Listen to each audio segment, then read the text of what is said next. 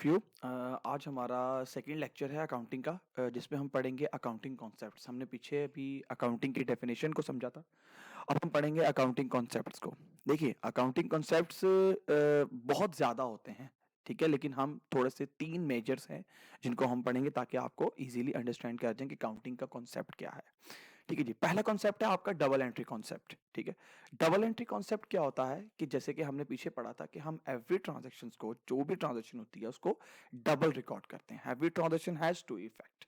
ठीक है, जिसमें हमने बात की थी कि ट्रांजेक्शन क्या होती है, चीजों की लेन देन का नाम है। इसका मतलब हमने लेन को भी रिकॉर्ड करना है और देन को भी रिकॉर्ड करना है। We have to record them both. तो every transaction have to effect.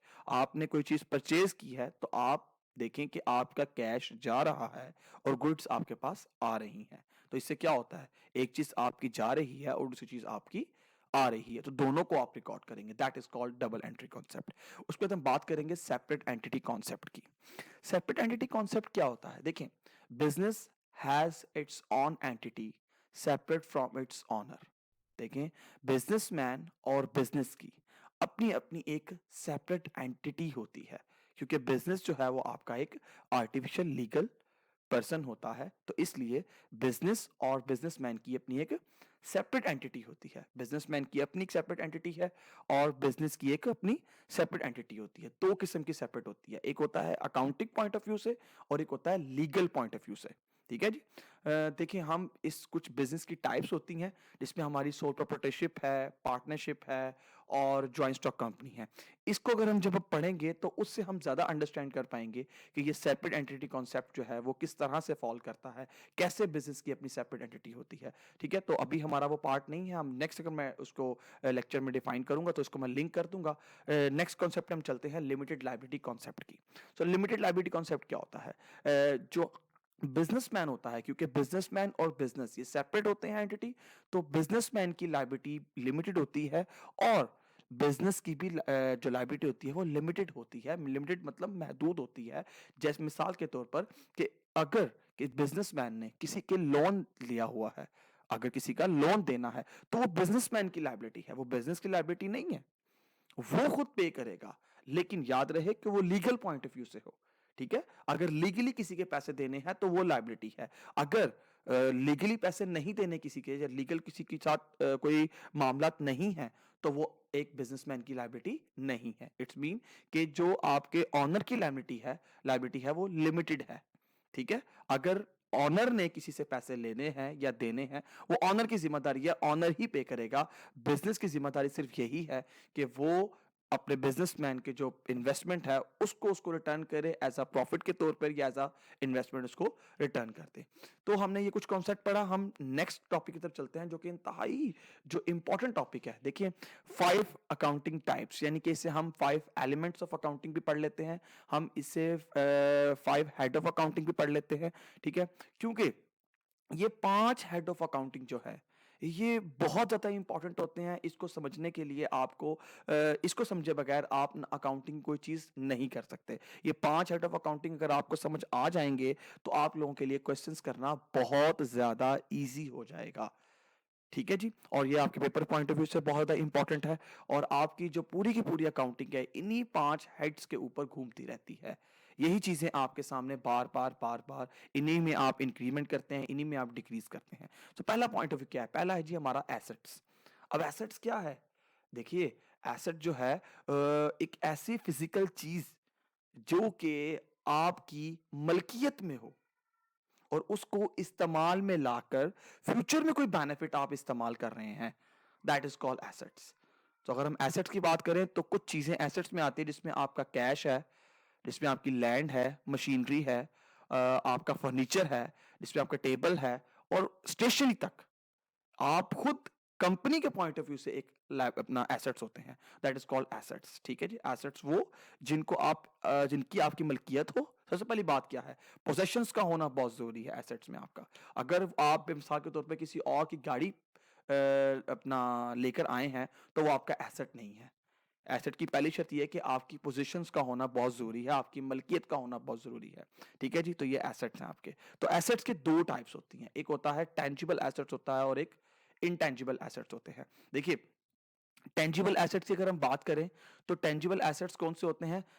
वो तमाम एसेट जिनको आप छू सकते हैं और जिनको आप देख सकते हैं, वो आपके एसेट्स है, जिसमें मशीनरी है, जिसमें लैंड है, कैश है, स्टेशनरी है, वो चीजें जो आप इस्तेमाल कर रहे हैं और फ्यूचर में उसका बेनिफिट ले रहे हैं, वो आपका टेंजिबल एसेट्स है। इनटेंजिबल एसेट्स कौन से हैं?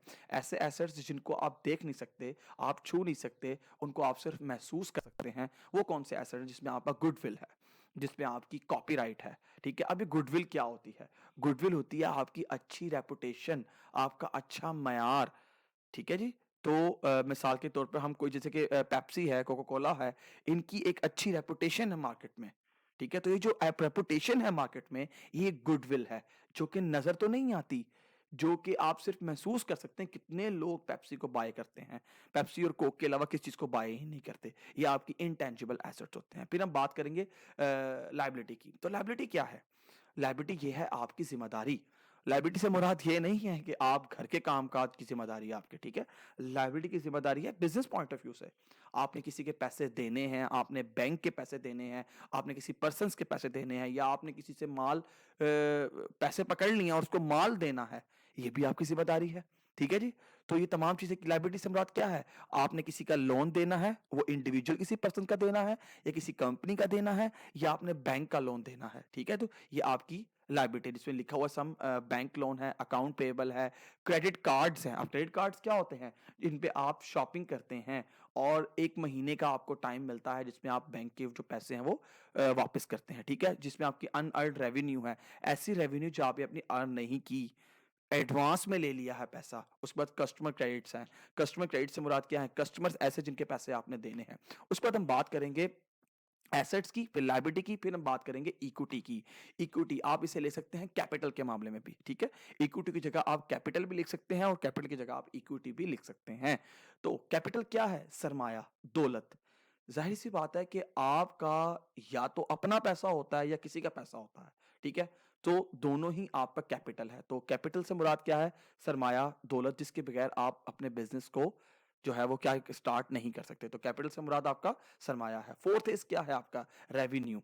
अब रेवेन्यू से मुराद क्या है आपका? रेवेन्यू से मुराद ये है कि आप जो आपकी जो जितनी भी सेल है, आपने पूरे मंथ में जितनी भी अपनी प्रोडक्ट्स को, यूनिट्स को सेल किया है, और सेल करने के बाद जो पैसा आपके पास आया है, वो सारे का सारा क्या है आपका? वो आपका रेवेन्यू है, ठीक है? यहाँ पे स्लैश डालकर हमें इनकम भी दी होती है, लेकिन इनकम और रेवेन्यू में थोड़ा फर्क होता है, ठीक है? तो हम कुछ जो बच्चे हैं वो रेवेन्यू और इनकम को सेम कर जाते हैं, ठीक है? तो रेवेन्यू और इनकम आपकी सेम नहीं होती। मैं कुछ वीडियोस बनाऊंगा, उसके ऊपर हम बताऊंगा कि मैं रेवेन्यू और इनकम में क्या फर्क है, एक्सपेंड और एक्सपेंडिचर में क्या फर्क है, और एसेट्स की कितनी टाइप्स होती हैं, लायबिलिटी कितनी टाइप्स होती हैं, वो हम बाद में डिस्कस करेंगे। अभी बिल्कुल हम बिल्कुल स्टार्टर लेकर चल रहे हैं, बेसिक कॉन्सेप्ट लेकर चल रहे हैं, ताकि आपको समझ आ जाए।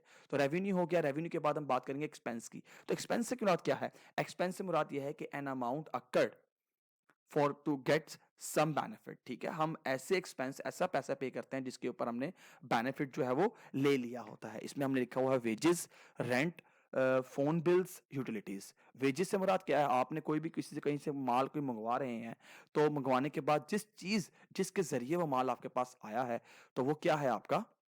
आपने उसे किराया देना, वो आपका एक्सपेंस है। एक्सपेंस मींस छोटे से लेकर बड़ा एक्सपेंस। आपने किसी को भी आपने किसी को भी पैसे पे किए हैं, तो वो भी आपका एक्सपेंस है। तो ये थे आपके 5 हेड ऑफ अकाउंटिंग।